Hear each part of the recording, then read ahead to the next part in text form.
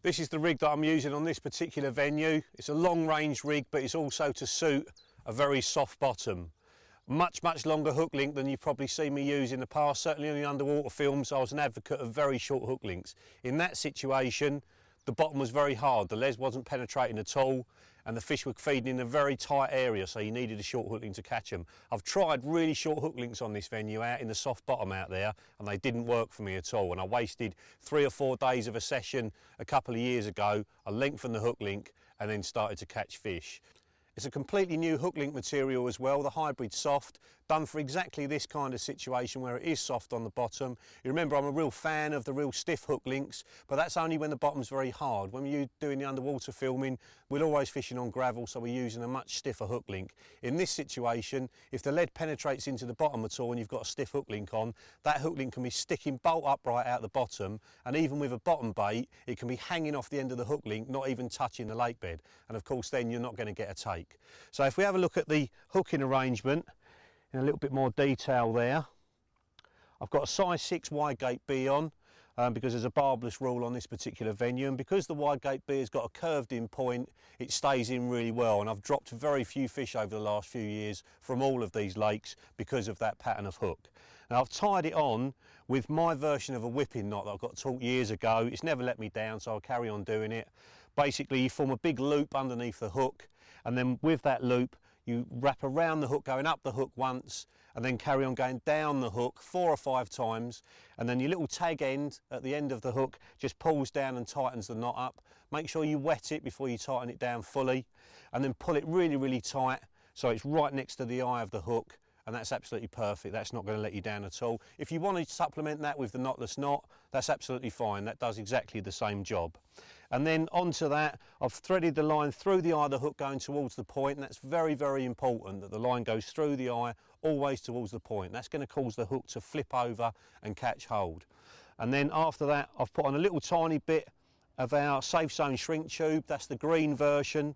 That's a nice dark colour that suits the lake bed out there. That shrunk down really small there. And what I've done to get it onto the eye of the hook, I've actually wet it, so when I push it onto the eye of the hook, that saliva just acts as a lubricant and helps it to go on there. So I can get the tiniest bit of shrink tube onto the eye of the hook so it looks really nice and neat. And when I've shrunk that down, you can see there I've just put the shrink tube in just a little tiny bit. I haven't curved it right in like I used to, and the reason for that is it actually makes the hook turn over and catch hold more aggressively if it is just the same angle as the eye of the hook. So that's another good little tip that you can put into your own fishing. The ring that I've tied on there, that's just slid onto the hook, and just a simple overhand knot through the ring, back through the loop you've just created, and back through the loop you create again and pull it tight. And that just secures that on there. And the reason that ring is there, it's not for blowback. A lot of people say, oh yeah, that ring blows back out the way when the fish tries to eject the bait and the hook stays in their mouth. Well, I've never seen that happen in the underwater filming. Their mouths are huge, and when they blow the bait out, the whole lot just comes out of it. What it's there for is coming off the hook at that point, having a bottom bait as well, makes the point of the hook heavy, and it makes it, if I pull that on my hand, see straight away, that's trying to turn into my hand there, because the weight of the bottom bait is making the point of the hook heavy. And then once the hook has caught hold as well, that ring can then slide back out the way and allow the hook to penetrate further and further. So it's not for anti-ejection, it's not for blowback or anything else, it's to get that hook to turn quickly. And moving down the hook link, I've got a stripped back section by the hook, just to allow the hook to lift up into the fish's mouth. The hook link's so soft anyway, you don't need to have much stripped back, but it just helps it to lift up and also to turn and catch hold. And I've just stripped that back with a stripper tool before I tied the knot, just to get it cut nice and clean. Doesn't damage the braid at all. Very useful thing to have in your tackle box. And then looking down the hook link there, you see I've got a great big blob of rig putty in the middle of the hook link. I always use that because you never know what the contours are like out on the bottom of the lake bed, and if there's a stick or something coming out the bottom and the hook link's laying over it, that just helps to pin the bit near the hook down on the bottom, because if it's on the bottom it's much harder for the fish to see. So very important to always have a bit of putty on your hook link. These hook links sink on their own, so if you didn't put the putty on there it would sink, but that's just an extra guarantee just to pin everything down. And then at the other end there, I've just tied a Palomar knot onto a link loop. That's my favoured way of tying the hook link. It's not a good material to tie overhand loops in. It's not as strong as it would be if you tied that. That's going to break at probably 22 pounds. We rate this at 20 pounds breaking strain. A loop knot might go at 15 pounds. So I always recommend you tie a knot to a link loop instead of tying just a figure of 8 overhand loop or something like that. Any knot that you like tying in a mono, you can tie in this soft material. So sometimes I tie a 3 or 4 turn blood knot in it, and that works perfectly. Damien likes a grinner knot. You know, anything that you prefer will work in this material. And then if we go down to the actual lead system itself, you can see on there's no swivel on this hook link at all. Different from most other hook links. I've cut the swivel off the end of the safe zone leader, and what you've got there is a quick link attached to the end of the safe zone leader, and then the link loop is just attached onto that. And I don't know if you can see there, but I've squeezed the lead clip so it's oval, so that link loop just pulls in there under the tiniest amount of tension. There's no way that the hook link can get back off, because the little hook in the quick link there is just inside the lead clip, so there's no way it can come back off on the cast. Very easy to take your hook links on and off, and because I'm using PVA sticks, that helps as well. A lead clip system that's not working as it was designed, so this is working as a running rig, so the lead's never going to come off this one.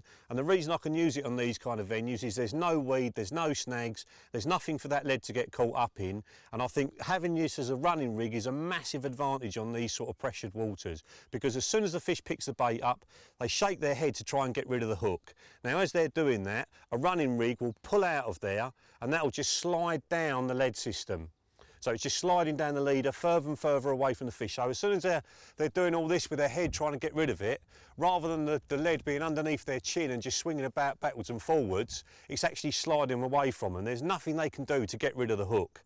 And that's when you get really fast takes, and you know you've caught the fish unawares when it absolutely steams off. A lot of people on here are getting funny bites on normal lead clip semi-fixed systems. They're getting a few bleeps, and sometimes they're hitting it and the fish is on. Sometimes they get the bleeps, they ignore it, and then the fish has got away. So it's a real good system to use when there's no weed, no snags, you're casting at range. It's still very good for anti-tangle, but when that fish picks it up, it's going to really fool them. And the last thing I want to show you to do with this is the spares that I've got. Right, now look at this little fella. This is my rig safe. Look at that. They are all spares. Yeah, I don't sit at home tying rigs in front of the telly or anything else. All these are tied while I'm actually fishing. So once I've decided what I'm going to use and I've got the rigs out in the lake, I'll tie 3 or 4 more, and I'll leave them in this or on the top of my tackle box ready to go. So if I get a bite, I've got another rig tied instantly. Because when you're fishing for 50, 60 pounders, you know, you do not want that fish to drop off, and the easiest way for that to happen is to have a blunt hook on. So when I'm fishing for fish of this size, I'll always change the hook after every fish, so I've always got loads of spares tied. And they're the sort of things people always ask, what makes a really good angler a really good angler? And it's effort that goes into their fishing. And if you do things like that, I'm sure it'll get you more takes. So on soft bottoms, use a soft hook link, use the lead system running rather than semi-fixed, and I definitely think you'll get a lot more bites on it.